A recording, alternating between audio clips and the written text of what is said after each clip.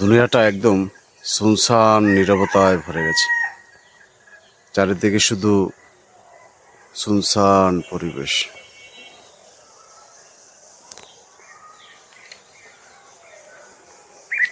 রাস্তাঘাট আশপাশ দেখলেই মনে হবে একেবারেই সুনসান একটা পরিবেশ, কোনো কিছুই নেই। রমজানের ছোঁয়া প্রতিটা পদে পদে লেগে আছে। আমাদের মাঝখান থেকে বিদায় নিয়ে যাচ্ছে এত সুন্দর একটা রমজান মাস।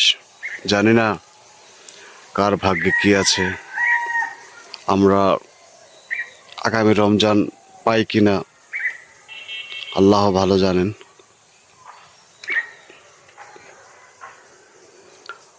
পরিবেশ অনেক সুন্দর, তবে লোক সংখ্যা একেবারেই নেই। রমজানের কারণে মানুষজন সবাই যার যার অবস্থানে আছেন। কেউ কর্ম নিয়ে ব্যস্ত, কেউ বাসায় রেস্ট করছে। সকলের জন্য শুভকামনা রইল।